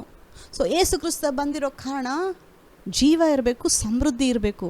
ಇಂಗ್ಲೀಷಲ್ಲಿ ಇನ್ನೂ ಚೆನ್ನಾಗಿದೆ, ಅಬಂಡೆಂಟ್ ಲೈಫ್, ಅಧಿಕವಾದ ಸಮೃದ್ಧಿಯ ಜೀವನ. ಬರೀ ಸಮೃದ್ಧಿ ಜೀವನ ಅಲ್ಲ, ಅಧಿಕವಾದ ಸಮೃದ್ಧಿಯ ಜೀವನ ಕೊಡಬೇಕು ಅಂತ ಹೇಳಿ ಯೇಸು ಕ್ರಿಸ್ತ ಲೋಕಕ್ಕೆ ಬಂದಿರೋದು. ಸೊ ಯೇಸು ಕ್ರಿಸ್ತ ಬಂದು ಆ ಕಾರ್ಯ ಆಲ್ರೆಡಿ ಮುಗಿಸಿದ್ದಾರೆ. ಸೊ ಇದಕ್ಕೋಸ್ಕರ ಬಂದಿರೋ ದೇವರು ಯಾವ ಮನುಷ್ಯನಾದರೂ ಸಾಯಿಸ್ತಾ ಇದ್ದಾರಾ? ಇದು ಕ್ಲಾರಿಟಿ ಸಿಗಬೇಕು ನಮಗೆ. ಸೊ ಯಾರಾದರೂ ಸಾಯ್ತಾ ಇದ್ದಾರೆ, ಕೊಲೆಗೊಳಗಾಗ್ತಿದ್ದಾರೆ ಅಂತಂದರೆ ಅದ್ರ ಹಿಂದೆಗಡೆ ಯಾರಿದ್ದಾನೆ ಅಂದರೆ ಸೈತಾನ. ಒಬ್ಬ ಮನುಷ್ಯ ಚೆನ್ನಾಗಿದ್ದಾನೆ, ಒಬ್ಬ ಮನುಷ್ಯ ದೇವರಲ್ಲಿ ಚೆನ್ನಾಗಿದ್ದಾನೆ, ಸಮೃದ್ಧಿ ಹೊಂದ್ತಾ ಇದ್ದಾನೆ, ಒಳ್ಳೆ ವಿಷಯಗಳು ನೋಡ್ತಾ ಇದ್ದಾನೆ ಅಂದರೆ ಅದ್ರ ಹಿಂದೆ ಇರೋದು ಯೇಸು ಕ್ರಿಸ್ತ. ಯೇಸು ಕ್ರಿಸ್ತ ಸಮೃದ್ಧಿ ಕೊಡಬೇಕಂತ ಹೇಳಿ ಬಂದನು ಅಂತ ಹೇಳಿ ಬೈಬಲಲ್ಲಿ ಬರೆದಿರುವಾಗ ಜನರು ನೋಡಿ ಕೆಲವರು ಅಂತಾರೆ, ಯಾವುದನ ಒಂದು ಆಕ್ಸಿಡೆಂಟ್ ಆಗಿ ಜನಗಳು ಸಾಯೋವಾಗ, ಇಲ್ಲ ಕಾಯಿಲೆಗಳು ಬಂದು ಜನರು ಸಾಯೋವಾಗ, ಇಲ್ಲ ಈ ಗುಂಪಲ್ಲಿ ಹೋಗಿ ಅನೇಕ ಜನರು ಸಾಯ್ತಿದ್ದಾರೆ, ಈ ರೀತಿ ಸಾಯೋವಾಗ ದೇವರು ಸಾಯಿಸ್ಬಿಟ್ರಿ ಇವ್ರನ್ನ, ದೇವ್ರ ಕರುಣೆ ಇಲ್ಲ, ದೇವ್ರು ನನ್ನ ಮೇಲೆ ದಯೆ ಇಲ್ಲ, ಕರುಣೆ ಇಲ್ಲ, ದೇವರೇ ಇವ್ರನ್ನ ಸಾಯಿಸಿದ್ದು ಅಂತ ಹೇಳ್ತಾರೆ. ಅದು ಹಿಂದೆ ಸಾಯಿಸಿರೋದು ಸೈತಾನ, ಇದ್ರ ಹಿಂದೆ ಇರೋದು. ಆದರೆ ದೂಷಣೆ ಮಾಡೋದು ಯಾರನ್ನ? ಅವರು ದೇವ್ರನ್ನ ದೂಷಣೆ ಮಾಡ್ತಾರೆ. ಆದರೆ ಇನ್ನು ನೋಡಿ ಕೆಲವರು ಇದನ್ನು ಕ್ರಿಶ್ಚಿಯನ್ ಮಾತಾಡ್ತಾರೆ, ಏನು ಹೇಳ್ತಾರೆ ಅಂದರೆ ಸೈತಾನ ಅವ್ರಿಗೆ ಸಮೃದ್ಧಿ ಕೊಡ್ತಾ ಇದ್ದಾನೆ, ಸೈತಾನ ಅವ್ರಿಗೆಲ್ಲ ಹಣಕಾಸು ಕೊಡ್ತಾ ಇದ್ದಾನೆ. ಅನ್ಬಿಲೀವರ್ಸ್ ಕೇಳೋದು ಇವರು ದೇವ್ರ ಮಕ್ಕಳು, ಸೈತಾನ ಹೆಂಗ್ರಿ ಹಣಕಾಸು ಕೊಡೋಕ್ಕಾಗುತ್ತೆ? ಸೈತಾನನ ಹತ್ರ ಇದೆಯಾ ಹಣಕಾಸು ಕೊಡೋದಕ್ಕೆ? ಘನವು ಐಶ್ವರ್ಯವು ದೇವರಿಂದ ಬರುವುದೇ ಹೊರತು ಸೈತಾನನಿಂದ ಬರೋದಿಲ್ಲ. ಅದು ಅನ್ಬಿಲೀವರ್ಸ್ಗಾದ್ರೂ ಪರವಾಗಿಲ್ಲ, ಅದು ಅನ್ಬಿಲೀವರ್ಸ್ಗೂ ದೇವರೇ ಕೊಡೋದು. ನೋಡಿ, ಅನ್ಯ ಜನರು ಹೇಳ್ತಾರೆ ಯೇಸು ಕ್ರಿಸ್ತ ಇವ್ರನ್ನ ಸಾಯಿಸ್ಬಿಟ್ರು, ದೇವರು ಸಾಯಿಸಿದ್ರು ಅಂತ ಹೇಳ್ತಾರೆ ಯಾರಾದರೂ ಸತ್ತರೆ. ಆದರೆ ನೋಡಿ, ಸಮೃದ್ಧಿ ಕೊಡಬೇಕಾದ್ರೆ ಸೈತಾನ ಕೊಟ್ಟ ಅಂತ ಹೇಳ್ತಾರೆ ಸಮೃದ್ಧಿ. ಕ್ಲಾರಿಟಿ ಇದೆಯಾ ನಿಮಗೆ ಈ ರೀತಿ ಮಾತಾಡುವಾಗ? ಯೇಸು ಕ್ರಿಸ್ತ ಸಮೃದ್ಧಿ ಕೊಡಬೇಕು ಅನ್ನೋ ಅಂತ ಹೇಳಿ ಬರುವಾಗ, ಜೀವ ಕೊಡಬೇಕು ಅಂತ ಹೇಳಿ ಬರುವಾಗ, ಸಮೃದ್ಧಿ ಜೀವ ಯೇಸು ಕ್ರಿಸ್ತನಿಂದ ಬರೋದು. ಸೈತಾನ ಬಂದಿರೋದೇನಕ್ಕೆಂದರೆ ಕದ್ದುಕೊಳ್ಳುವುದಕ್ಕೂ, ಇರುವುದಕ್ಕೂ, ಹಾಳು ಮಾಡುವುದಕ್ಕೂ. ನಿಮ್ಮ ಹತ್ರ ಇರೋದನ್ನು ಕಿತ್ಕೊಳ್ಳೋದಕ್ಕೆ ಬರೋದು, ದುಡ್ಡು ಕೊಡೋದಕ್ಕೆ ಬರೋದಿಲ್ಲ ಅವನು. ನಿಮ್ಮ ಹತ್ರ ಇರೋದನ್ನು ಕಿತ್ಕೊಳ್ಳೋದಕ್ಕೆ, ನಿಮ್ಮ ಹತ್ರ ಇರೋ ಸಂತೋಷನ ಕಿತ್ಕೊಳ್ಳೋಕ್ಕೆ, ನಿಮ್ಮ ಹತ್ರ ಇರೋ ಸಮಾಧಾನ ಕಿತ್ಕೊಳ್ಳೋದಕ್ಕೆ ಅವನು ಬರೋದು. ಈ ವಿಷಯದಲ್ಲೇ ನಮಗೆ ಕ್ಲಾರಿಟಿ ಬೇಕು. ದೇವರು ಅಂದರೆ ಒಳ್ಳೆಯವನು, ದೇವರು ಅಂದರೆ ಜೀವ ಕೊಡುವಂಥ ದೇವರು, ನಾಶ ಮಾಡುವಂಥ ದೇವರಲ್ಲ ನಮ್ಮ ದೇವರು. ಈ ಒಂದು ಕ್ಲಾರಿಟಿ ಬಹಳ ಇಂಪಾರ್ಟೆಂಟು. ಸೈತಾನನಿಂದ ಒಳ್ಳೇದು ಬರೋದಿಲ್ಲ, ದೇವರಿಂದ ಕೆಟ್ಟದ್ದು ಬರೋದಿಲ್ಲ. ಇದನ್ನು ನಾವು ಸೆಟ್ಲಾಗಬೇಕು. ಇದು ನಿತ್ಯ ನಿರಂತರಕ್ಕೂ ಈ ರೀತಿಯೇ ಇರುತ್ತೆ. ದೇವರಿಂದ ಬರೋದು ಒಳ್ಳೆಯ ವಸ್ತುಗಳು, ಒಳ್ಳೆಯ ಆಶೀರ್ವಾದಗಳು. ಸೈತಾನನಿಂದ ಬರುವುದು ಕೇಡು, ಅಸಮಾಧಾನ, ಕಣ್ಣೀರು, ಸಾವು, ನೋವು. ಇದು ಸೈತಾನನಿಂದ ಬರೋದು. ಅದಕ್ಕೆ ನೋಡಿ, ಸೈತಾನ ಈ ಒಂದು ಕಾರಣಕ್ಕೆ ಬರೋದು. ಅದಕ್ಕೆ ದೇವರು ನಮಗೆ ಅಧಿಕಾರ ಕೊಟ್ಟಿರೋದು. ಬರ್ತಾನೆ ಅವನು ತೊಂದರೆಗಳು ತಗೊಂಡು, ನೀವು ಪ್ರಿಪೇರ್ ಆಗಿರಿ ಅವನಿಗೆ ವಿರುದ್ಧವಾಗಿ ಫೈಟ್ ಮಾಡೋದಕ್ಕೆ. ನಾವು ಮಾಡುವಂಥ ಫೈಟು ಮನುಷ್ಯರ ಸಂಗಡ ಅಲ್ಲ, ನಾವು ಮಾಡುವಂಥ ಫೈಟು ಫ್ಲೆಶ್ ಆ್ಯಂಡ್ ಬ್ಲಡ್ ವಿರುದ್ಧವಾಗಿ ಅಲ್ಲ. ನಾವು ಮಾಡುವಂಥ ಫೈಟು ಸೈತಾನ, ಆತನ ಎಲ್ಲ ಶಕ್ತಿಗಳ ಮೇಲೆ ಫೈಟ್ ಮಾಡೋದು. ನಾವು ಯಾಕೆ ಅವನ ಶಕ್ತಿಗಳ ಮೇಲೆ ಫೈಟ್ ಮಾಡೋಕ್ಕಾಗುತ್ತೆ ಅಂದರೆ, ಯೇಸು ಕ್ರಿಸ್ತ ನಮ್ಮೊಂದಿಗಿದ್ದು ಅವರು ಫೈಟ್ ಮಾಡೋದು. ನಾವು ಆತನ ನಾಮ ಹೇಳಬೇಕಾದ್ರೆ ದೇವರು ತನ್ನ ಪರಲೋಕದ ಸೈನ್ಯನೇ ಕಳಿಸ್ತಾರೆ ನಮಗೋಸ್ಕರ ಯುದ್ಧ ಮಾಡೋದಕ್ಕೆ. ನಾವು ಬರೀ ಪ್ರಾರ್ಥನೆ ಮಾಡಿ ವಚನ ಹೇಳೋದಷ್ಟೇ. ಅದು ಮಿಕ್ಕಿದ ಕಾರ್ಯಗಳು ದೇವರು ಮತ್ತು ದೇವದೂತರು ನಮಗೋಸ್ಕರ ಮಾಡ್ತಾರೆ. ಇದನ್ನು ತಿಳ್ಕೊಬೇಕು. ಸೊ ಇದನ್ನು ಮೈಂಡಲ್ಲಿ ಇಟ್ಕೊಳ್ಳಿ. ಸೊ ಈ ಒಂದು ಸಮೃದ್ಧಿಯಾಗಿ ಹೆಚ್ಚು ಕಾಲ ಬದುಕಿ ದೀರ್ಘಾಯುಷ್ಯವನ್ನು ನಾವು ಅನುಭವಿಸಿ ತೃಪ್ತಿ ಹೊಂದಬೇಕು ಅಂತಂದರೆ ದೇವರು ನಮ್ಮನ್ನು ಕಾಪಾಡಬೇಕು. ದೇವರು ನಮ್ಮ ಜೊತೆಲಿದ್ದು ಎಲ್ಲ ಕೇಡಿನಿಂದ ತಪ್ಪಿಸಬೇಕು. ಇದಕ್ಕೆ ನಾವು ಅಧಿಕಾರ ದೇವರು ನನಗೆ ಕೊಟ್ಟಿದ್ದಾರೆ ಅಂತ ಹೇಳಿ ತಿಳ್ಕೊಳ್ಳೋದು ಬಹಳ ಇಂಪಾರ್ಟೆಂಟು. ಇವಾಗ ಮತ್ತೆ ಈ ಒಂದು ಡಯಟ್ ವಿಷಯಕ್ಕೆ ಬರೋಣ. ಇವಾಗ ವೀಡಿಯೋಗಳು ಹಾಕ್ತಾ ಇದ್ದಾರಲ್ವ, ಒಂದು ಉದಾಹರಣೆಗೆ ಹೇಳ್ತೀನಿ. ಇವಾಗ ಅದು ತಿನ್ನಬೇಕು, ಇದು ತಿನ್ನಬೇಕು, ಇದು ತಿನ್ನಬಾರ್ದು, ಜಾಸ್ತಿ ಎಣ್ಣೆ ತೊಗೊಳ್ಬಾರ್ದು, ಜಾಸ್ತಿ ನಾನ್ ವೆಜ್ ತಿನ್ನಬಾರ್ದು, ಎಕ್ಸಸೈಸ್ ಮಾಡಬೇಕು, ನಿದ್ದೆ ಚೆನ್ನಾಗಿ ಮಾಡಬೇಕು, ಈ ವರ್ಕೌಟ್ ಮಾಡಬೇಕು, ಇನ್ಯಾಕ್ಟಿವ್ ಆಗಿರಬಾರ್ದು. ಇದೆಲ್ಲ ಒಳ್ಳೆಯದೇ. ನೋಡಿ, ಒಂದು ವೇಳೆ ಈ ಒಂದು ಲೋಕದ ಪ್ರಕಾರ, ಅವ್ರು ಹೇಳೋ ಪ್ರಕಾರ ಅವರು 100% ಕರೆಕ್ಟಾಗೆ ಊಟ ಮಾಡ್ತಾರೆ ಅಂತಲೇ ಇಟ್ಕೊಳ್ಳಿ. ಎಷ್ಟು ಪರ್ಸೆಂಟು? 100% ಊಟದಲ್ಲಿ ಏನು ಮಿಸ್ಟೇಕ್ ಇಲ್ಲ, ಕರೆಕ್ಟಾಗಿ ತಿಂತಾ ಇದ್ದಾರೆ, ಶಾರೀರಕ್ಕೆ ಬೇಕಾಗೋ ಥರ ನ್ಯಾಚುರಲಾಗಿ ಕರೆಕ್ಟಾಗಿದೆ ಅಂತಲೇ ಇಟ್ಕೊಳ್ಳಿ. ಆಮೇಲೆ ಈ ಒಂದು ಎಕ್ಸಸೈಸ್ ವಿಷಯದಲ್ಲೂ ಬರೋಣ. 100% ಪರ್ಫೆಕ್ಟಾಗಿ ಎಕ್ಸಸೈಸ್ ಮಾಡ್ತಾಯಿದ್ದಾರೆ ಕೆಲವರು. ನಾನು ಎಕ್ಸಾಂಪಲ್ ಹೇಳ್ತಾ ಇರೋದು, 100% ಕರೆಕ್ಟಾಗಿ ಎಕ್ಸಸೈಸ್ ಮಾಡ್ತಾರೆ ಅಂತಲೇ ಇಟ್ಕೊಳ್ಳಿ. ನೋಡಿ 100% ಒಳ್ಳೆ ಊಟ ಮಾಡ್ತಾಯಿದ್ದಾರೆ, 100% ಕರೆಕ್ಟಾಗಿ ಎಕ್ಸಸೈಸ್ ಮಾಡ್ತಾಯಿದ್ದಾರೆ, ಇದೆಲ್ಲ ಡಯಟ್ ಕರೆಕ್ಟಾಗೆ ಮಾಡ್ತಾಯಿದ್ದಾರೆ. ಸೊ ಈ ಒಂದು ಶಾರೀರ ವಿಷಯದಲ್ಲಿ ನೀವು ಫಿಕ್ಸ್ ಮಾಡಿಬಿಟ್ರೆ ಎಲ್ಲ ಫಿಕ್ಸ್ ಮಾಡ್ದಂಗೆ. ಇದನ್ನು ತಿನ್ನಿ, ಇದನ್ನು ಕರೆಕ್ಟಾಗಿ ತಿನ್ನಿ, ನೀವು ಸಾಯೋದಿಲ್ಲ ಅಂತ ಹೇಳ್ತಾರೆ. ನಾನು ಹೇಳ್ತೀನಿ, ನೀವು ಶಾರೀರದಲ್ಲಿ ಕರೆಕ್ಟಾಗಿ ಎಲ್ಲ ವಿಷಯದಲ್ಲಿ ಕರೆಕ್ಟಾಗಿದ್ರೂ, 100% ಕರೆಕ್ಟಾಗಿದ್ರೂ, ಎಕ್ಸಸೈಸಲ್ಲಿ 100% ಕರೆಕ್ಟಾಗಿದ್ದರೂ ಕೂಡ, ನಾನು ಅನ್ಬಿಲೀವರ್ಸ್ ಕೇಳ್ತಾ ಇರೋದು ಇದು, ಅವ್ರು 100% ಎಕ್ಸಸೈಸ್ ಚೆನ್ನಾಗಿ ಮಾಡ್ತಾರೆ, 100% ಡಯಟ್ ಚೆನ್ನಾಗಿ ಮಾಡ್ತಾರೆ. ಆದರೆ ಶಾರೀರದಲ್ಲಿ ನೀವೆಲ್ಲ ಕರೆಕ್ಟಾಗಿದ್ದು ನಿಮ್ಮ ಮನಸ್ಸು ಕರೆಕ್ಟಾಗಿಲ್ಲ ಅಂದರೆ ಏನು ಮಾಡ್ತೀರಾ? ಇವಾಗ ಯಾಕೆ ಅನ್ಯ ಜನರು ಜಾಸ್ತಿ ಡಿಪ್ರೆಷನ್ಗೆ ಹೋಗ್ತಾ ಇದ್ದಾರೆ? ಯಾಕೆ ಅವ್ರಿಗೆ ಭಯ ಅನ್ನೋದ್ರಲ್ಲಿ ಜೀವನ ಮಾಡ್ತಾಯಿದ್ದಾರೆ? ಯಾಕೆ ಅವರು ಬೇರೆಯವ್ರನ್ನ ಈಸಿಯಾಗಿ ಕ್ಷಮಿಸೋಕ್ಕಾಗ್ತಾಯಿಲ್ಲ? ಯಾಕೆ ಅವರು ಯಾರಾದರೂ ಅವ್ರಿಗೆ ತಪ್ಪು ಮಾಡಿಬಿಟ್ರೆ ಯಾಕೆ ಅವ್ರಿಗೆ ಕ್ಷಮೆ ಕೊಡೋಕ್ಕಾಗ್ತಾಯಿಲ್ಲ ಅವ್ರಿಗೆ? ಇವಾಗ ನೋಡಿ, ಅನ್ಯ ಜನರು ಎಷ್ಟು ಫಿಯರ್ಸ್ ಆಗಿದ್ದಾರೆ ಅಂತಂದರೆ, ದ್ವೇಷ ಮಾಡೋದ್ರಲ್ಲಿ ಸೈತಾನ ಇನ್ಫ್ಲೂಯೆನ್ಸ್ ಮಾಡ್ತಿರೋದು ಅವ್ರ ಹಿಂದೆ. ಇವಾಗ ನೋಡಿ, ಕೆಲವರು ದ್ವೇಷ ಇಟ್ಕೊಂಡು ಇನ್ನೊಂದು ಮನೆಗೆ ಹೋಗಿ ಅವ್ರನ್ನ ಸಾಯಿಸೋದು ಕೂಡ ಯೋಚನೆ ಮಾಡ್ತಾಯಿಲ್ಲ. ಎಷ್ಟು ಮೈಂಡಲ್ಲಿ ತುಂಬಿಸಿಟ್ಕೊಂಡಿದ್ದಾರೆ ಅವರ ವಿರೋಧವಾಗಿ. ಇನ್ನೊಂದು, ಹಣಕಾಸು ಬೇಕು ಅಂತಂದರೆ ಯಾರನ್ನಾದರೂ ಸಾಯಿಸ್ತಾರೆ, ಎಷ್ಟಾದರೂ ಕೊಳ್ಳೆ ಹೊಡಿತಾರೆ. ಮನಸ್ಸು ನೋಡಿ ಎಷ್ಟು ಕಠಿಣವಾಗಿದೆ. ಇನ್ನು ಕೆಲವು ಈ ಒಂದು ಡಿಪ್ರೆಷನ್ಗಳಿಗೆ ಯಾಕೆ ಜನ ಹೋಗ್ತಾ ಇದ್ದಾರೆ? ಏನು ಗೊತ್ತಾ ಜನ ಡಿಪ್ರೆಷನ್ಗೆ ಹೋಗ್ತಾ ಇರೋದು? ಒಂದು, ಶಾರೀರದಲ್ಲಿ ಎಲ್ಲ ಚೆನ್ನಾಗಿದೆ, ಡಯಟು ಎಕ್ಸಸೈಸ್ ಚೆನ್ನಾಗಿ ಮಾಡ್ತಾಯಿದ್ದಾರೆ, ಆದರೂ ಮೈಂಡಲ್ಲಿ ವರಿ, ಚಿಂತೆಗಳು, ಭಯ, ಮುಂದೆ ಏನು ನಡೆಯುತ್ತೋ ಅಂತ ಹೇಳಿ ಭಯ. ಇನ್ನೊಂದು, ಸೊಸೈಟಿಲಿ ಅವ್ರನ್ನ ಯಾರು ಅಕ್ಸೆಪ್ಟ್ ಮಾಡಿಲ್ಲ ಅಂತಂದರೆ ಅವ್ರಿಗೆ ಕಾನ್ಫಿಡೆನ್ಸ್ ಲೆವೆಲ್ ಕಮ್ಮಿ ಆಗುತ್ತೆ. ಜನರು ಲವ್ ಮಾಡಿಲ್ಲ, ಅವ್ರನ್ನ ಪ್ರೀತಿ ಮಾಡಿಲ್ಲ ಅಂತಂದರೆ ನಾನು ಯಾರೂ ಪ್ರೀತಿ ಮಾಡಲ್ಲ ಅಂತ ಹೇಳಿ ಒಂದು ಸೆಲ್ಫ್ ಪಿಟಿ ಡೆವಲಪ್ ಆಗುತ್ತೆ. ತಮ್ಮ ಬಗ್ಗೆ ತಾವೇ ಯೋಚನೆ ಮಾಡ್ಕೊತಾರೆ. ಒಂದು ಸ್ವಾರ್ಥವಾಗಿ, ನಾನು ಯಾರೂ ಪ್ರೀತಿ ಮಾಡಲ್ಲ, ನಾನು ಯಾರೂ ನೋಡ್ಕೊಳ್ಳಲ್ಲ, ಯಾರೂ ನನ್ನ ಲೈಫಲ್ಲಿ ಇಲ್ಲ ಅಂತ ಹೇಳಿ ಎಷ್ಟು ಜನ ಡಿಪ್ರೆಷನ್ಗೆ ಹೋಗಿದ್ದಾರೆ ಗೊತ್ತಾ? ಇದು ಒಂದು ಪ್ರಾಬ್ಲಮ್ ಮೈಂಡಲ್ಲಿ ಆಗೋದು. ಇನ್ನೊಂದು ಪ್ರಾಬ್ಲಮ್ ಅಂದರೆ, ಅನ್ಬಿಲೀವರ್ಸ್ಗೆ ಇನ್ನೊಬ್ಬರನ್ನ ಬೇಗ ಕ್ಷಮಿಸಲ್ಲ ಅವರು. ಯಾಕೆ ಅವ್ರಿಗೆ ಬೇಗ ಕ್ಷಮಿಸೋಕ್ಕಾಗಲ್ಲ? ನಾನು ಹೇಳ್ತೀನಿ, ಸ್ವಾಭಾವಿಕವಾಗಿ ಈ ಒಬ್ಬ ಮನುಷ್ಯ ಇನ್ನೊಬ್ಬ ಮನುಷ್ಯನಿಗೆ ತಪ್ಪು ಮಾಡುವಾಗ ಬೇಗ ಕ್ಷಮಿಸಬೇಕು ಅಂತ ಹೇಳಿ ಯಾರಿಗೂ ಅನಿಸಲ್ಲ. ಯಾಕೆ ಆ ರೀತಿ ಅನ್ಬಿಲೀವರ್ಸ್ಗೆ ಬೇಗ ಕ್ಷಮೆ ಕೊಡೋಕ್ಕಾಗಲ್ಲ? ಯಾಕೆ ಅವರು ದ್ವೇಷ ಮಾಡ್ತಾರೆ? ಒಂದು ದೊಡ್ಡ ರೀಸನ್ ಏನಂತಂದರೆ, ಅವ್ರ ಜೀವನದಲ್ಲಿ ಯೇಸು ಕ್ರಿಸ್ತ ಇಲ್ಲ. ಅವ್ರು ಯಾಕೆ ಯೇಸು ಕ್ರಿಸ್ತ ಇಲ್ಲ ಅಂತಂದರೆ ಕ್ಷಮೆ ಕೊಡೋಕ್ಕಾಗಲ್ಲ. ಯಾಕೆ ಯೇಸು ಕ್ರಿಸ್ತ ಇಲ್ಲ ಅಂದರೆ ತಪ್ಪು ಮಾಡಿರೋರನ್ನ ಪ್ರೀತಿ ಮಾಡೋಕ್ಕಾಗಲ್ಲ. ಯಾಕೆ ಅಂತಂದರೆ ಅದು ಅವ್ರ ಜೀವನದಲ್ಲಿ ಅನುಭವ ಆಗಿಲ್ಲ ಅವ್ರಿಗೆ. ಅನ್ಬಿಲೀವರ್ಸ್ಗೆ ಯಾಕೆ ತಪ್ಪು ಮಾಡಿರೋರಿಗೆ ಮತ್ತೆ ತಪ್ಪು ಮಾಡಬೇಕು, ನಮಗೆ ತಪ್ಪು ಮಾಡಿದರೆ ನಾವು ಅವ್ರಿಗೆ ರಿಟರ್ನ್ ಕೊಡಬೇಕು, ಈ ಒಂದು ಸೇಡು ತೀರಿಸ್ಕೊಡ್ಬೇಕು ಅಂತ ಹೇಳಿ ಒಳಗಡೆ ಕುದೀತಾ ಇರುತ್ತೆ ಅವ್ರಿಗೆ. ಅದು ಯಾಕೆ ಅವರು ಕ್ಷಮಿಸಿ ಬಿಟ್ಬಿಡಲ್ಲ ಅಂತಂದರೆ, ಅವ್ರ ಜೀವನದಲ್ಲಿ ದೇವರಿಲ್ಲ. ಅವ್ರ ಜೀವನದಲ್ಲಿ ಯೇಸು ಕ್ರಿಸ್ತ ಶಿಲುಬೆ ಮೇಲೆ ಮಾಡಿರೋ ಕಾರ್ಯ ಅವ್ರಿಗೆ ಅನುಭವ ಆಗಿಲ್ಲ. ಅದು ಅವರು ಜೀವನದಲ್ಲಿ ಪರ್ಸ್ನಲಾಗಿ ದೇವ್ರ ಹತ್ರ ಪಡ್ಕೊಂಡಿಲ್ಲ ಅಂತಂದರೆ, ಅವರದು ಹೊಂದ್ಕೊಂಡಿಲ್ಲ ಅಂತಂದರೆ ಇನ್ನೊಬ್ಬರು ಕೊಡೋಕ್ಕಾಗಲ್ಲ. ಇವಾಗ ಬಿಲೀವರ್ಸ್ ಯಾಕೆ ಈ ವಿಷಯದಲ್ಲಿ ನಾವು ಮಾಡೋಕ್ಕಾಗುತ್ತೆ ಅಂತಂದರೆ, ನಾವು ಆಲ್ರೆಡಿ ದೇವ್ರನ್ನ ಒಪ್ಕೊಂಡಿರೋ ಜನ. ನಾವು ಯೇಸು ಕ್ರಿಸ್ತನ ಒಪ್ಕೊಂಡಿದ್ದೀವಿ.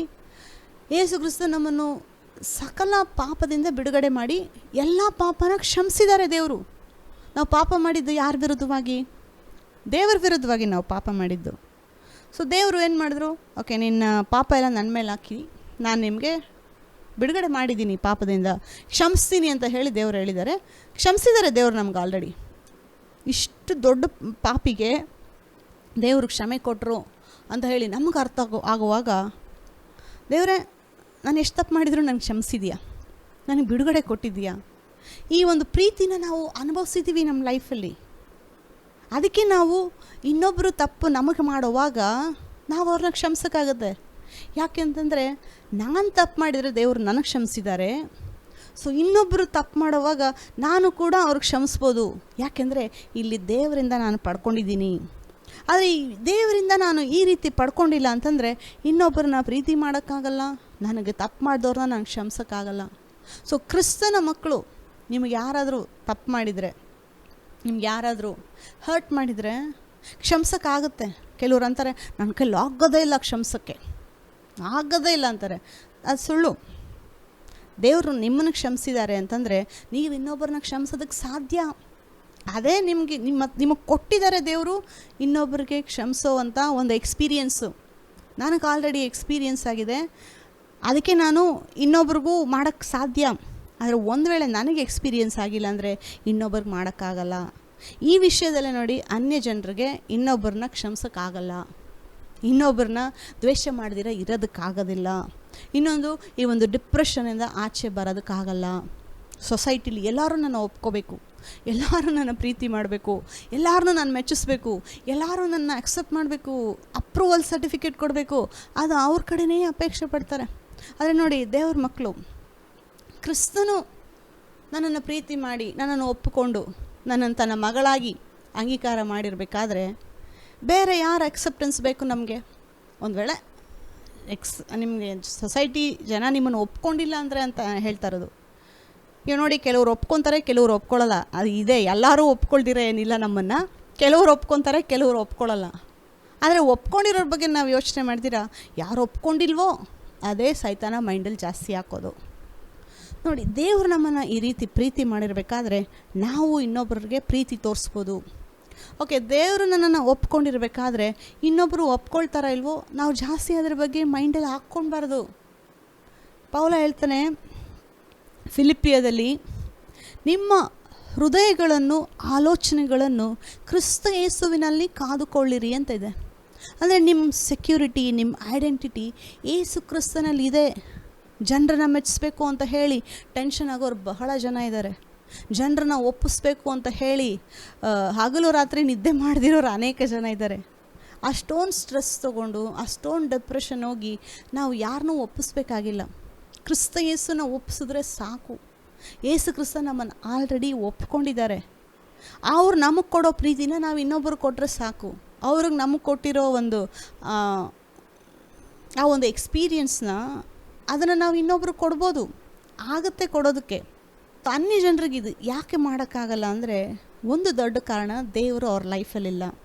ಸೊ ನೀವು 100% ಚೆನ್ನಾಗಿ ಎಕ್ಸಸೈಸ್ ಮಾಡಿ ಡಯಟ್ ಮಾಡಿದ್ರು ಮೈಂಡಲ್ಲಿ ಬರುವಂಥ ಪ್ರಾಬ್ಲಮ್ಸು, ಮೈಂಡಲ್ಲಿ ಬರುವಂಥ ಟೆನ್ಷನ್, ಮೈಂಡಲ್ಲಿರುವಂಥ ಒತ್ತಡಗಳಿಗೆ ಯಾವ ಮೆಡಿಸನ್ನು ಇಲ್ಲ. ಅನೇಕ ಸೈಕಿಯಾಟ್ರಿಸ್ಟ್ಗಳ ಹತ್ರ ಹೋಗ್ತಾರೆ, ನಾನು ಡಿಪ್ರೆಷನಲ್ಲಿದ್ದೀನಿ, ನನಗೆ ಮೆಡಿಸನ್ ಕೊಡಿ ಅಂತಾರೆ.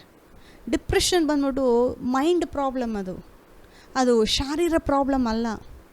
ಮೈಂಡನ್ನ ಫಿಕ್ಸ್ ಮಾಡೋದಕ್ಕೆ ಎಲ್ಲೂ ಮೆಡಿಸನ್ ಇಲ್ಲ. ಸುಮ್ಮನೆ ಆ ಮೆಡಿಸನ್ಗಳು ಹೋಗಿ ತೊಗೊತಾರೆ. ಆ ಮೆಡಿಸನ್ ತೊಗೊಂಡ್ರೆ ಆ ಸಮಯಕ್ಕೆ ನಿದ್ದೆ ಮಾಡ್ತಾರೆ ಅಷ್ಟೇ.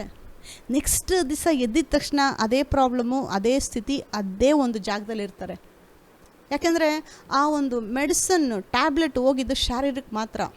ಆ ಸಮಯದಲ್ಲಿ ನಿದ್ದೆ ಮಾಡಿಸ್ತಷ್ಟೇ ಆ ಒಂದು ಮೆಡಿಸನ್ನು ನಿಮ್ಮ ಮೈಂಡ್ಗೆ ರೀಚ್ ಆಗಲ್ಲ. ಯಾಕೆಂದರೆ ನಮ್ಮ ಮನಸ್ಸು ಮತ್ತು ಆತ್ಮ, ಪ್ರಾಣ, ಆತ್ಮ ಅನ್ನೋದು ಆತ್ಮಿಕ ಲೋಕಕ್ಕೆ ಸಂಬಂಧಪಟ್ಟವು, ಈ ಶಾರೀರ ಲೋಕಕ್ಕೆ ಸಂಬಂಧಪಟ್ಟವು ಅಲ್ಲ. ಆದರೆ ಆ ಒಂದು ಆತ್ಮ ಈ ಒಂದು ಶಾರೀರದಲ್ಲಿ ಇದೆ, ಅದನ್ನು ಮೈಂಡಲ್ಲಿ ಇಟ್ಕೊಳ್ಳಿ. ನೋಡಿ, ಆ ಒಂದು ಆತ್ಮ ಪ್ರಾಣ ಇಲ್ಲ ಅಂತಂದರೆ ಶಾರೀರಕ್ಕೆ ವ್ಯಾಲ್ಯೂ ಇಲ್ಲ. ಆದರೆ ಅದು ಹೋದಾಗೂ ಕೂಡ ಗೊತ್ತಾಗಲ್ಲ, ಮನುಷ್ಯ ಮೂವ್ ಮಾಡ್ತಾ ಇಲ್ಲ ಅಷ್ಟೇ, ಆದರೆ ಸತ್ತೋಗಿದ್ದಾನೆ. ಅರ್ಥ ಆಗ್ತಾ ಇದೆಯಾ ನಾನು ಹೇಳ್ತಾ ಇದ್ದೀನಿ? ಈ ಒಂದು ಟ್ಯಾಬ್ಲೆಟ್ ತೊಗೊಳೋದು ಮೈಂಡ್ಗೆ ರೀಚ್ ಆಗಲ್ಲ, ಈ ಒಂದು ಟ್ಯಾಬ್ಲೆಟ್ ತೊಗೊಳೋದು ಆತ್ಮಕ್ಕೆ ರೀಚ್ ಆಗಲ್ಲ. ಯೇಸು ಕ್ರಿಸ್ತ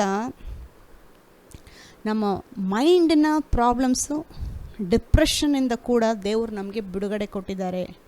ಯೇಸು ಕ್ರಿಸ್ತ ಬರೀ ನಮ್ಮ ಶಾರೀರ ಮಾತ್ರ ಪರಲೋಕಕ್ಕೆ ಹೋಗಬೇಕು ಅಂತ ಹೇಳಿ ಸತ್ತಿಲ್ಲ ಶಿಲುಬೆ ಮೇಲೆ.